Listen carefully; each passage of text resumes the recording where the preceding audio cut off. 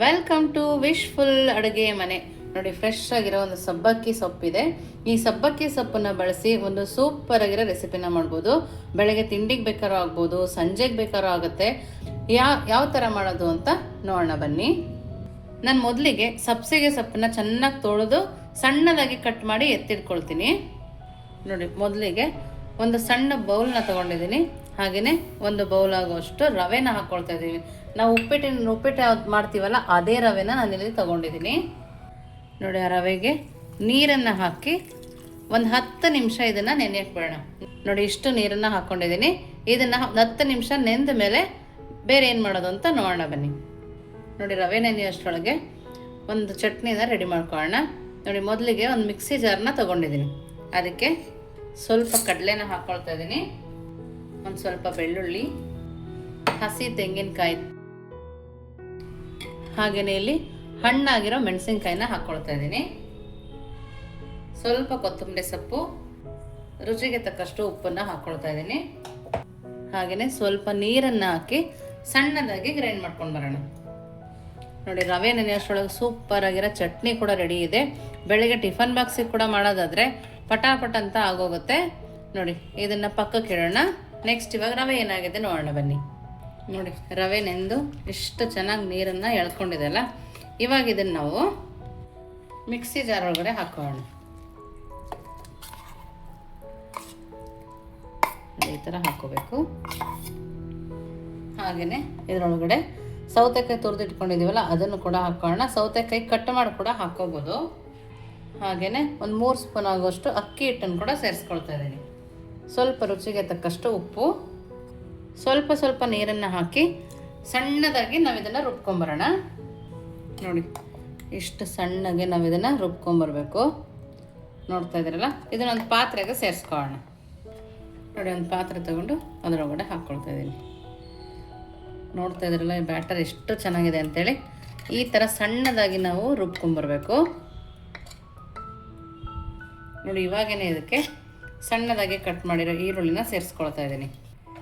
ಹಾಗೆಯೇ ಸ್ವಲ್ಪ ಕೊತ್ತಂಬರಿ ಸೊಪ್ಪು, ಹಾಗೆಯೇ ಕಟ್ ಮಾಡಿ ಇಟ್ಕೊಂಡಿರೋ ಸಬ್ಸಿಗೆ ಸೊಪ್ಪು, ಕ್ಯಾರೆಟ್ ತುರಿ, ಖಾರಕ್ಕೆ ಸ್ವಲ್ಪ ಹಸಿಮೆಣಸಿನ್ಕಾಯಿನ ಸೇರಿಸ್ಕೊಳ್ತಾ ಇದ್ದೀನಿ, ಸ್ವಲ್ಪ ಜೀರಿಗೆ. ನೋಡಿ, ಇಷ್ಟನ್ನು ಹಾಕಿ ನೀಟಾಗಿ ಕೈ ಆಡಿಸ್ಕೊಬೇಕು. ಈ ಥರ ನೋಡ್ತಾ ಇದ್ದೀರಲ್ಲ, ಹದ ನೋಡ್ತಾ ಇದ್ರಿ. ನೋಡಿ, ಈ ಥರ ಗಟ್ಟಿಗಾಗಿದೆ. ಇವಾಗ ನಾವು ಮಿಕ್ಸಿ ಜಾರಿಗೆ ಸ್ವಲ್ಪ ನೀರನ್ನು ಹಾಕ್ಕೊಂಡು ಹಾಕೋಣ. ನೋಡಿ, ಅದೇ ಮಿಕ್ಸಿ ಜಾರಿಗೆ ಒಂದು ಅರ್ಧ ಗ್ಲಾಸ್ ಆಗುವಷ್ಟು ನೀರನ್ನು ಹಾಕ್ಕೊಂಡಿದ್ದೀನಿ. ನೋಡಿ, ಈ ಥರ ನೋಡೋದಕ್ಕೆ ಕೂಡ ಬ್ಯಾಟರ್ ಎಷ್ಟು ಚೆನ್ನಾಗಿ ಕಾಣಿಸ್ತಾ ಇದೆಯಲ್ಲ. ನಾವು ಉಪ್ಪು ಕೂಡ ಸೇರಿಸ್ಕೊಂಡಿದ್ದೀವಿ. ಇವಾಗ ಸೇರಿಸ್ಕೊಳ್ಳೋ ಅವಶ್ಯಕತೆ ಇಲ್ಲ. ಸೋಡಾ ಇಲ್ಲ, ಈನೋ ಇಲ್ಲ, ಮೊಸರಿಲ್ಲ, ಇನ್ಸ್ಟೆಂಟಾಗಿ ಮಾಡ್ಕೊಬೋದು ನಾವು ಇದನ್ನು. ನೋಡಿ, ಈ ಹದದಲ್ಲಿ ನಾವು ಇದನ್ನು ರೆಡಿ ಮಾಡ್ಕೊಬೇಕು. ಇವಾಗ ನೆಕ್ಸ್ಟ್ ನಾವು ನೋಡಿ, ನಾನಿಲ್ಲಿ ತವಾನ ಬಿಸಿಯಾಗಕ್ಕೆ ಇಟ್ಕೊಂಡಿದ್ದೀನಿ. ಮೀಡಿಯಮ್ ಫ್ಲೇಮಲ್ಲಿ ಬಿಸಿಯಾಗಿದೆ. ಅದೇ ಬಿಸಿನಲ್ಲಿ ನಾವು ಸೌತೆಕಾಯಿ ನೀರು ದೋಸೆನ ಹಾಕೋಣ. ನೋಡಿ, ತೆಳುವಾಗಿಯೇ ಹಾಕೋಬೇಕು. ನೋಡಿ, ಹಾಕೊಂಡ್ಮೇಲೆ ಲಿಡ್ಡನ್ನು ಕ್ಲೋಸ್ ಮಾಡಿ ಒಂದು 3 ನಿಮಿಷ ಬೇಯಿಸ್ಕೊಂಡ್ರೆ ಸಾಕಾಗತ್ತೆ. ನೋಡಿ, 3 ನಿಮಿಷ ಆಗಿದೆ. ನೋಡ್ತಾ ಇದ್ರಲ್ಲ, ಕಲರ್ ಕೂಡ ಎಷ್ಟು ಚೆನ್ನಾಗಿ ಕಾಣಿಸ್ತಾ ಇದೆ. ಇವಾಗ ನಿಧಾನಕ್ಕೆ ತಕ್ಕೋಣ. ನಾವು ಅಕ್ಕಿ ನೆನೆಸ್ಬೇಕು ಅಂತಿಲ್ಲ, ಏನಿಲ್ಲ, ದಿಢೀರಂತ ಆಗೋಗುತ್ತೆ. ನೋಡಿ, 2 ಸೈಡು ನೀಟಾಗಿ ಇದನ್ನು ನಾವು ಬೇಯಿಸ್ಕೊಬೇಕು. ನೋಡಿ, ಇವಾಗ ದೋಸೆ ರೆಡಿ ಇದೆ. ನೋಡ್ತಾ ಇದ್ರಲ್ಲ, ನೋಡೋಕ್ಕೆ ಎಷ್ಟು ಚೆನ್ನಾಗಿ ಕಾಣಿಸ್ತಾ ಇದೆ. ನೋಡಿ, ಬಿಸಿ ಬಿಸಿ ದೋಸೆ ರೆಡಿ ಇದೆ. ಸೌತೆಕಾಯಿ ನೀರು ದೋಸೆ ನೋಡಿ, ಮಾಡಿ ಬಾಕ್ಸಿಗೆ ಕೂಡ ಹಾಕ್ಕೊಡ್ಬೋದು. ನೋಡ್ತಾ ಇದ್ರಲ್ಲ, ಎಷ್ಟು ಚೆನ್ನಾಗಿ ಕಾಣಿಸ್ತಾ ಇದೆ. ನೋಡಿ, ಇದ್ರ ಮೇಲೆ ಒಂದು ಸ್ವಲ್ಪ ಬಿಸಿ ತುಪ್ಪ ಬೇಕಿದ್ರೂ ಹಾಕ್ಕೋಬೋದು. ನೀವು ದೋಸೆ ಬೇಕಾದರೂ ಹಾಕ್ಕೋಬೋದು. ಹಾಗೆಯೇ ನಾವು ಮಾಡಿದ್ವಲ್ಲ ಚಟ್ನಿ, ಆ ಚಟ್ನಿನ ಒಂದು ಸೈಡಿಗೆ ಹಾಕೋಣ.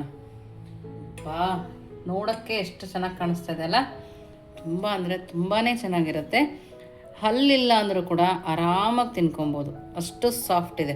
ಮಕ್ಕಳಿಗೆ ಕೂಡ ಕೊಡ್ಬೋದು. ಸಬ್ಸಿಗೆ ಸೊಪ್ಪು ಎಲ್ಲ ಹಾಕಿರೋದ್ರಿಂದ ತುಂಬ ಚೆನ್ನಾಗಿದೆ ನೋಡಿ. ಟೇಸ್ಟ್ ಅಂತೂ ಸೂಪರಾಗಿದೆ.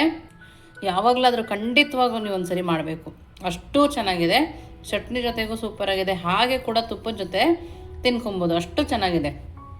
ನೀವು ಒಂದ್ಸರಿ ಮಾಡಿ ಹೇಗಿತ್ತು ಅಂತ ವಿಶ್ಫುಲ್ ಅಡುಗೆ ಮನೆಗೆ ಕಮೆಂಟ್ ಮೂಲಕ ತಿಳಿಸೋದನ್ನು ಮರಿಬೇಡಿ. ನೀವಿನ್ನೂ ನಮ್ಮ ಚಾನಲ್ ಲೈಕ್ ಮಾಡಿದರೆ ಲೈಕ್ ಮಾಡಿ, ಶೇರ್ ಮಾಡಿ, ಸಬ್ಸ್ಕ್ರೈಬ್ ಮಾಡಿ. ವಿಶ್ಫುಲ್ ಅಡುಗೆ ಮನೆಗೆ ಥ್ಯಾಂಕ್ ಯು.